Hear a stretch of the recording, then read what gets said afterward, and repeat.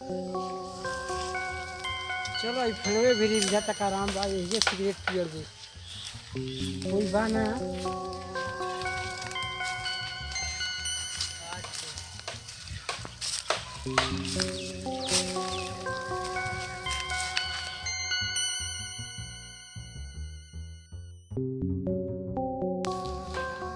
हो सूरज बा का हाल बा? सब बढ़िया बा, बैठो बैठो। का हवा लागत रहे तो पानी तनी बढ़ जाई, मन लागत बा ना। जानते बड़े बड़ी कौन मौसम चलता? अगर कोरोना का मौसम चलता और का चलता रही हां तब क्या करबो, टाइम पास होता। तो मने ई बताओ कि टाइम में पास होई बताओ ना, मतलब कुछ कमाए के उपाय जाना रे बता का डिस्टर्ब कर बड़ा तो नहीं कि मतलब देखो कोरोना में एगो कोरोना में आइल बड़ी आ 3 महीना से देखते बड़ा कि कमाई धमाई चौपटे बा। हई हमरा गोड़ में धरो चप्पलो नहीं खे। तब का करें? एगो कमाए के उपाय हमनी कइल जा। बैठो बोलो। बैठो तब पातर अब समझाओ हमरा के। घरी कोरोना में आइल बड़ी हां हम जानता नहीं। आ हमनी के कोरोना बाबा बन गइल जा। कमाई होई एकदम कमाई होई। आ तू हमार चेला हो जियो, हम बाबा बने हम 50-50। हाँ 50% पे यही गए तो बाहर बा। आ तू जाके प्रचार कर दिया कोरोना बाबा आइल बन, कोरोना बाबा आइल बन। अच्छा आ उनकरा के चढ़ावा तड़िए का आ तो 1000 रुपया आ एक जोड़ा चप्पल, ठीक नु? चलो हय अंतर मंतर कोरोना भगंतम, अंतर मंतर कोरोना भगंतर, जल्दी इंडिया से भगंतम। कोरोना बाबा की जय हो, कोरोना बाबा की जय हो, कोरोना बाबा की जय कहाँ हो? चप्पल पैसा लेके। हाँ गांव में कोरोना बाबा आइल बना ना। अरे हम सुन ले कि कोरोना माई आइल बड़ी जो कि लड्डू चगाता हूँ उड़ाऊ के फूल। हां दादा कोरोना बाबा आ गइले। ई बाबा कहाँ से आइल हो? 1000 रुपया मांगत रहो। अच्छा। एक जोड़ी चप्पल मांगत रहो। अच्छा एकरा से भाग जी हैं। चप्पल पैसे से भाग जी कोरोना बाबा? एकदम भाग जी तो। अच्छा पालावा नया के पुराना? हां कौनो चल जाई। कौन चल जाई? हाँ। तब तो जाते नहीं हम अपने गांव में हाला करे। ठीक बा भाई, ठीक बा। जय हो कोरोना बाबा की जय जय हो। हो जय हो। हय अंतर मंतर कोरोना भगंतर हां चल गिला अभी तक आइल ना छिलावा के भेजनी आइल ना अभी तक का करता हूं। उपाय तो लगा देनी कमाए वाला। आइल करे हां पूरा जवार में टाइम लगी ना कहे में हला करे में। हम कहीं के तो अइबे ना करबे ना हो पूरा एकदम शोर कर देनी पूरा। और आदमी तो यही तरह भी की जखन अरे चला बात तो हमनी के तब तो पूरा काम हो जाई एकदम बन जैसा। चल जाए दे, हमनी के लॉकडाउन में कमाए वाला धंधा अब चालू हो गइल। हां हां एकदम चल चल बाप रे बाप, बाबा हो बाबा, जल्दी दुख दूर करो बाबा, हमारे गांव में कोरोना आ गइल बा बाबा। ए बाबा, बारी हमरा गांव में कोरोना आ गइल बा। ले आइल बानी 1000 रुपया चप्पल बाबा।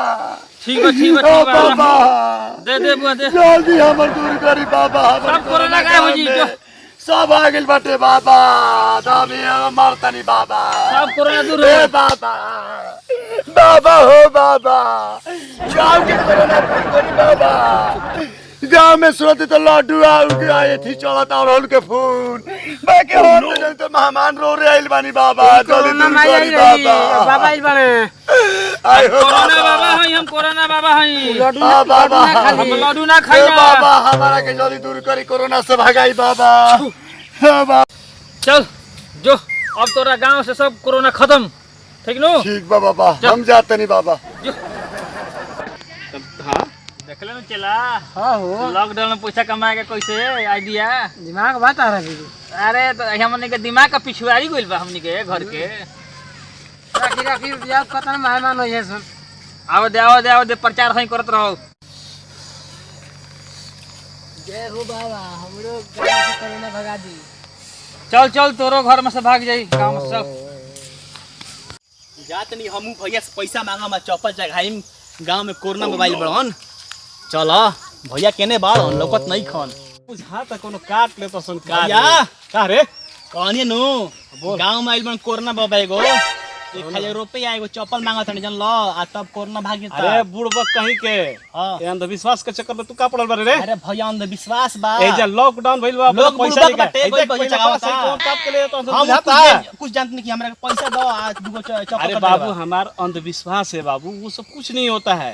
अरे तरह बतिया कैसे माने बताई? यार 1000 रुपया दो हमारा चप्पल ठीक दो बा, हमरा के। ठीक बा, ले आई पैसा। तू अपन बांस देखो चाहे कुछ कर हमरा के धर दो ले। पैसा। और पैसा ले धर है। हम अंधविश्वास के जाता चक्कर नहीं। में ना पड़ जाला। आ तू हां जियो। ठीक बा, हम तो देखते ही बानी कि तू क्या कर। जय हो कोरोना बाबा की जय हो, जय हो कोरोना बाबा की जय हो, जय हो। अरे बाबा केने बारन कोरोना बाबा लकोत नहीं खन बगीचा में आ गनी हने हम। जय हो कोरोना बाबा की जय हो। लागत कि हो जे बाबा बारन का। चलो चलो ये भीड़ भाड़ लागल बा। कोरोना भगंतम जय हो बाबा कोरोना बाबा की जय हो। का दिक्कत बा बच्चा? बाबा ई दिक्कत बाई है बोलो। कि रउआ ई छोड़ दी का? देश छोड़ के रउआ चल जाई। हईली अपन चप्पल एक जोड़ा आ हई दी 950 रुपया 50 रुपया कम रहो। अरे तो 50 रुपया कम काहे दे से 1000 दे। अरे बाबा चप्पलवा मांगन में लगे 50 रुपये चुरैले हुई हैं। ले बनू। हाँ अच्छा चल कोनो बात नहीं है, उतने में कोरोना भगा दे हम। जय हो बाबा जय हो। बाबा हाँ तब हम जाई ना।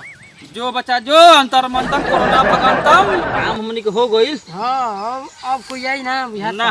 चलो भाई भेजले चलो जाओ। ये अपन हमनी का ही ले आधा तेल है। आधा बानू हाँ हाँ दर चल देखा दिसनु लोग अंधविश्वास में कैसे बुड़बक बनल बा। आज जबकि साला कोरोना वायरस एक वायरस हाँ वायरस है। साला अंधविश्वास में लोग चलो, भेज लो। लड्डू अड़हुल फूल जूता चप्पल चल भग जल्दी भाग कोना जल्दी भाग। ई तो चुन हमनी हमो कैसन कोरोना बाबा बाड़न कि चप्पल आ पैसा मांगत रहन, तनी हमू देख के चली तब। अरे हाँ लागत है कि यही जे बाबा ये चप्पल चढ़ल बा आ बाबा यही जे बुझाता बैठो रहन। अच्छा तो लेकिन बाबा गिरन कहाँ है? चप्पल लोकता आ बाबा गायब बड़न। और से कहत रही कि यार ई सब अंधविश्वास है, सबके फेर में ना पड़ जाला। लेकिन लड़का मरल सा ना, आज तो ओकरा के छोड़ब ना, हम एकदम ना छोड़ब आज। चल रे भाई। तू लगावे WBC टिक हिलेला आराडी सीटिक जिला टॉप पे लागेलू कमरी। काओ भैया सुनने के तू हो गई रहो चुपके से कोरोना बाबा के चप्पल एक जोड़ा लेके आ पैसा का भइल? अरे मर्द काहे तू मारत रहो? तोर बाबा ही बड़न अंधविश्वास के चक्कर में पड़ल बरे हैं। बाबा बड़न रे कैखन बाबा हो जावा? कहाँ बाबा बड़न? चल तो हमारे साथ है। अरे काले न कोई रही जा हमनी के। चल ना चल देखा तो हमरा का बाबा सब अंधविश्वास के चक्कर में पड़ के तू पैसा बर्बाद कर देले नु। सब ढकोसला है, सब कुछ नहीं खे, समझ गेले नु। ये सब कुछ ना है। कट कर पूरा भोजपुरिया श्रोता लोग के प्रणाम बा। देखी हमनी के वीडियो में ये देखनी है जा कि अंधविश्वास पूरा दुनिया अंधविश्वास में फंस गई है। अब सुनिए नु कहे कोरोना में आई बड़ी 9 गो लड्डू 9 गो अड़हुल के फूल ई सब से काजत बा। एगो कोरोना बाबा एक चप्पल आ 1000 रुपया ई सब कुछ ना है, ई सब ढकोसला है, सब अंधविश्वास बा। ये कोरोना वायरस बढ़िए जो उनकी एक से हमनी के बचे के बाद सोशल डिस्टेंस रखे के बढ़िए, 6 फीट के दूरी रखे के बाद, मास्क लगावे के बढ़िए, हाथ सैनिटाइजर से धोए के बाद, डिटॉल साबुन से धोए के बाद, और जहाँ तक उम्मीद होगा कि एक दूसरे से बचाव के साथ रहे के बढ़िए। और ज़्यादा विशेष हम का कहीं बस यह हमारा कलाकार के तरफ से बढ़िए। जय हिंद जय भारत।